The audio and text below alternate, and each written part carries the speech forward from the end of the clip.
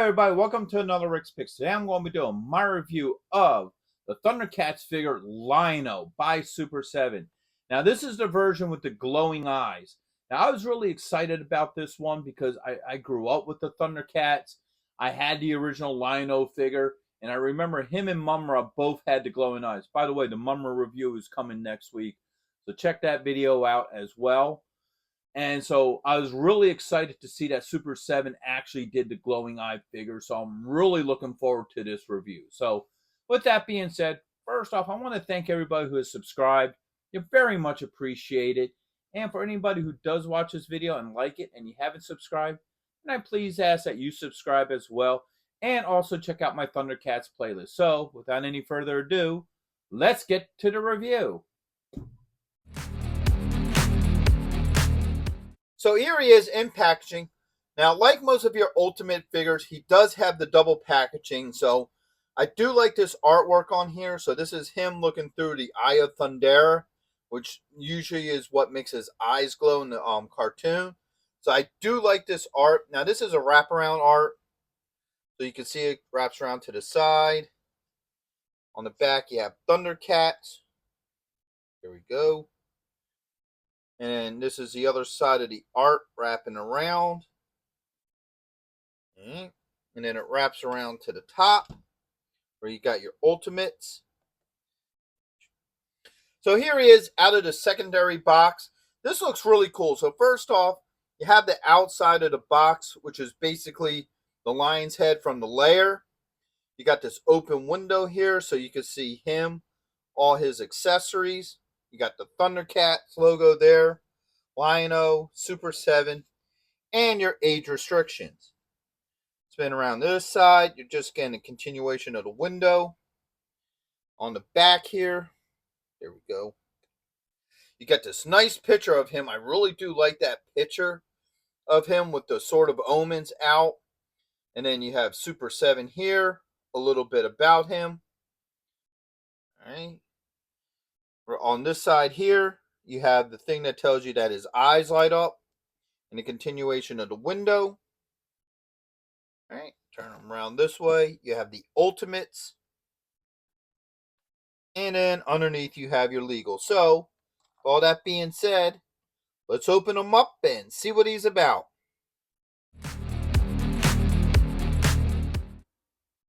So here he is out of packaging. Now, the first thing we're going to get into with this figure is his points of articulation. So, the head does move. All right. You have a shoulder joint. There it goes. With a swivel. You got an elbow joint. And you do have a wrist joint. All right. Get this other arm up. You have a joint here underneath the ribs. Not a whole lot of movement in there, but it is there. You have one at the belt line. All right. Spin them around to this side. Come back on the stand a little bit better. You have a thigh joint, a knee joint, and an ankle joint, sort of. All right, the ankle joint is there. You don't get much movement out of it, but it's there in theory. All right, and that's all the joints in the legs. A lot of figures, you usually get like a swivel up here or something at the boot, but he don't have any of that. All right. Head like that. So now we're going to get into the details of them. So first off, I do like the head sculpt a little bit. It has the traditional, his hair flowing in the other direction, which looks pretty cool. You got the eye detailing. Like the black coming down from his eyes, the same with his eyebrows. All right. Turn to one side. Got that side of his head. And then spin it to the other side. You got that side. All right. His body look isn't bad. It's your standard Lino setup. As you notice, they went with the lighter skin with him. Because in the original I want to say the whole first season, but at least the first couple episodes, he was more of a lighter color. And then later on, they made him more of an orange look. I kind of like the more orange look a little bit better myself. Makes his colors pop a little bit more. But, yes, this is a traditional color for him. So he does capture the overall look, with armor, the Thundercat logo in his belt, and what have you. Spin him around this way. Not a whole lot to talk about there. Let's bring his arm down so you can get a good look at the whole arm. Maybe. Ooh. All right, so there's definitely some tight joints in there, so I'd be a little bit careful about that. You may want to add heat to him. All right, now spin him around here. You got your traditional look. But now this is where I have some issues with this figure. And I hope it was just mine. I hope other people aren't having this problem. But if you look in here, you can see nicks and stuff in his body. And also paint errors. So you get this blue coming across here. Now, mind you, this guy's straight out of the box. So, he wasn't on any shelves. I didn't play with him. He didn't fall off anything. So this is him right out of the box, and he has these errors on him, which is kind of disappointing. Come around to this side. You have the nub here that his armor claw is going to hook on, and the Sword of Omens with it. I forget what the claw is called. All right. I want to bring this shoulder down because when we zoom in, if you look here, here's more of that paint discrepancy. Now, I'm sure if I get a little bit, maybe like a paint thinner or something like that, and wipe it on there, I'm sure I'll get that off. But still, for the kind of money we pay for these type of figures, these things should not exist. And then come around here, and there's a little bit of discrepancy right here on his forearm. So as a figure, he looks pretty decent. The only disappointing part I have is these painting issues with this figure.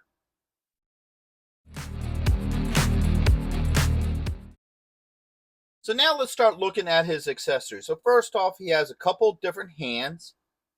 So he has this hand here. All right. He has the opposite one of that. All right. He has kind of I guess that would be considered a holding hand. And you got that holding hand. All right. You have the two claws. So you have this one here. This is the one that's designed to go on his belt because you have a hole here in it. And you have a spot for the Sword of Omens. All right. And you have his wearable one here. All right. You should be able to fit the sword in that hand as well. Okay. You have three versions of the Sword of Omens. So you have the small version. Okay. You have a medium version where you see the Eye of Thundera in it. Now this they went with more of a translucent look. I guess so when you're doing the whole thing with the eyes, you can, pretend like the sword is glowing because it does glow at points. Now, let's take a close look at this stone here because I'm kind of disappointed with this. So, what they do is they have the red, how the Sword of Omen, like how the Eye of Thunder should look, but you can still see the Thundercat logo in the white. I don't know if that's by design or lazy work, or I don't know what that's about, but it is there like that. So I find that to be a little bit of a disappointment on both sides. All right. And then last but not least, you get the full-length version of the Sword of Omens with the Thundercat logo in there. All right, and this too also has the translucent blade. Now you also get this old dragon creature from the show. He's cute. And now last, we're going to talk about the other heads. So now you have this head here. This one also has the light effect to it. All right. Where he's kind of a little bit more angry. It almost feels similar to when they show the opening credits and he's at the top of the hill with the sword. That face kind of reminds me of that. And then they also give you a head here with more traditional eyes. So if you don't want him having the yellow looking clear eyes for the lights, you can. All right. So now we're going to start getting into some of these different features with him. So first off, you have, not that one, this one here. All right. That the sword of omens fits in. It's a little snug.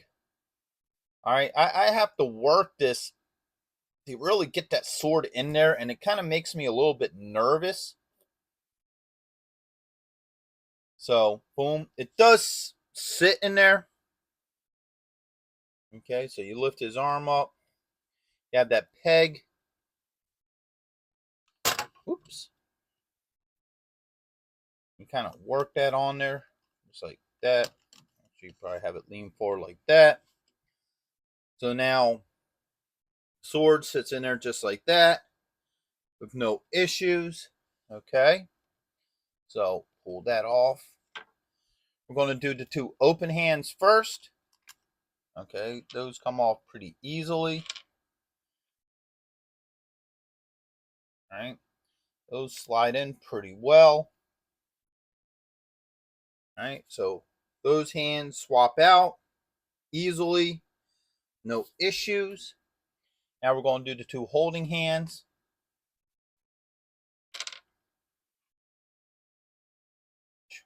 All right, you got that. You got that. All right. So we're going to try each of the swords and each one of these hands. So we're going to do the short version here. I'm going to try to get that in the hand anyway.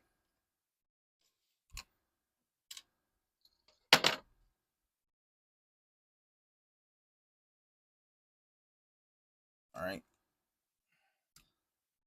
We got that one in there. We're going to do the medium size. I have them up in my hands. So what I have to do is I kind of push the pommel through the fingers to get it in there. All right. So as you can see, both versions of this sword fits in those two hands.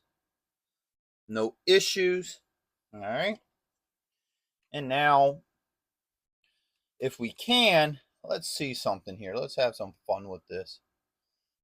Get this one out.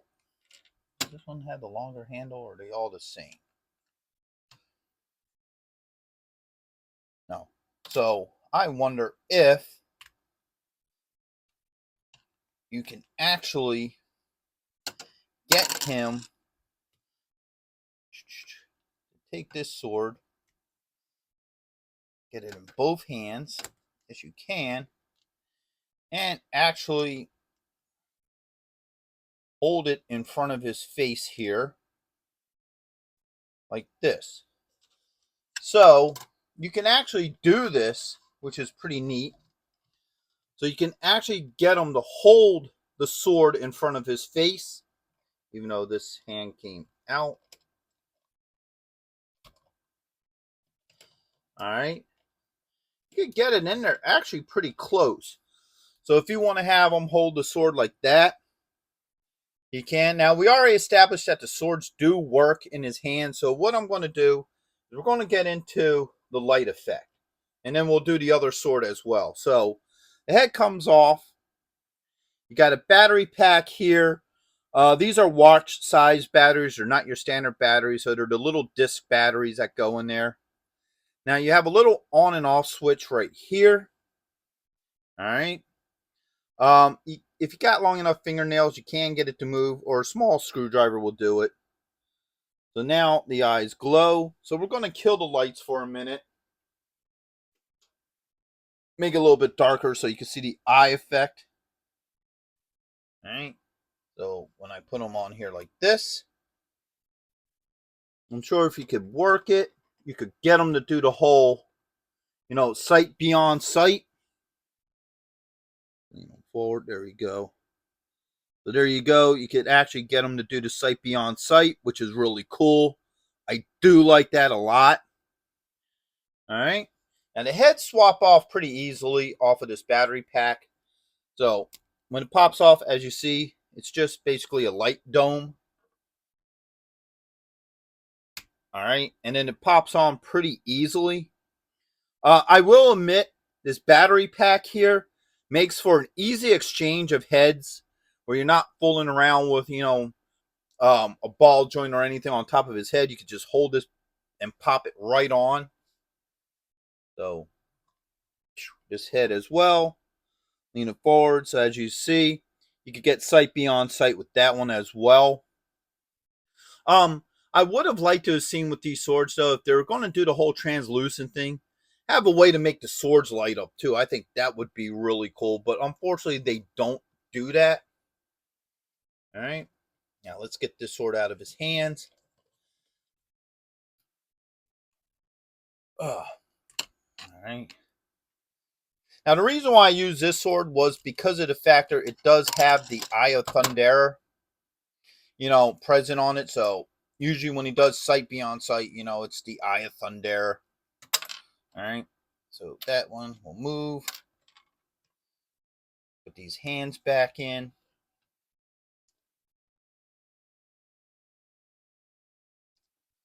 All right. Now you have the one with the actual logo in it. I mean, yeah, the Thundercats logo. So get them back on his stand. All right. So now you can have them with this one. All right. And what have you. So if you want them to be striking, like how he does the whole Thundercats ho, and you want to get them striking at stuff with these eyes in, you can. Okay. And now we have the claw hand here. You just pop this off. This kind of just pops in on the nub. Just like that. So now you can have them do the whole thing. Sword up or however you want to do it. So that's kind of cool that you could do all that with it. So now we're going to kick the light back on. Okay. And then get a better look at that claw on his hand. The same with the other one. So all this works pretty well with him. Now, let's get this off of him. Kill the battery. Like I said, so if you don't want to display them with the eyes in, like I showed you earlier, you do got your standard head. That should pop on here pretty easily, hopefully. All right. I'm just curious about something. So yeah, even this one lights up pretty cool. So let's kill this light again. So even this one lights up and you get like the normal eyes glowing. So I kind of like that a lot too. We'll pop that on there like this. So if you want them to have the normal eyes glowing, you can. So the glow effect really works well on this figure. I'm kind of digging that.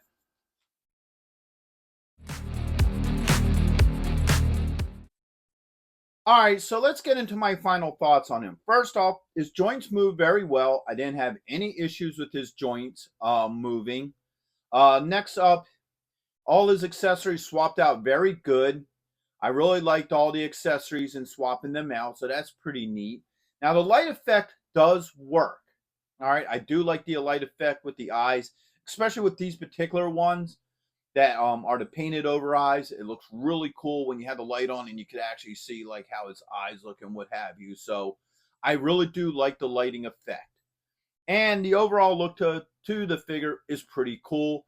He definitely fits the whole look from the cartoon. Now, the things I may have an issue with is one, the paint discrepancies and, scuff marks on them out of the box. I'm hoping that was just a fluke thing with mine. I'm hoping that other people who get these aren't having that issue. If you are, please leave a comment because I'd really want to know if other people are having the paint issues and stuff like that, like I have with this one. Uh, the other thing is I do like the clear looking swords. They do look cool, but I wish they would have did a little bit more with them. Like if you're going to make it that, clear glowing color, maybe have a way to where a lighting effect or something could work with them. So that's a personal thing. And one other thing, and this is purely a personal thing, this has nothing to do against the figure. I would have liked to have seen this figure come with the battery ring. All right, so what that is with the original Lino figure and Mumra, the way how you got their eyes aglow was there was a little ring that they came with that had a battery in it, and then you plug it into their back, and then the light, their eyes would glow. I think it would have been cool if it would have came with like a Mach one of those or something, just for nostalgia reasons. But that's purely me. That's my own personal thing that I would have liked to have seen, just because I grew up with the original figure, and I think that would have been a nice nod to the original figure. But the real question is, would I recommend this figure? Yes, I would. I do think he's a really cool looking figure. I really do like the lighting effect with his eyes. I think that's really neat. The only thing that's like skeptical with me is the paint discrepancies. That's the only thing I have an issue with. And like I said, I hope it's a fluke that my figure, it just happened to happen that way. And I'd hate to hear that it's happening to other people. So that would be the only thing I have against this figure. Other than that, I think he's a great figure. So, with that being said, I hope you guys did like this review. If you did, go ahead and check out my Thundercats playlist and hit that like, share, and subscribe. They're all small clicks for you, but it really helps this channel grow. So, until the next one, late.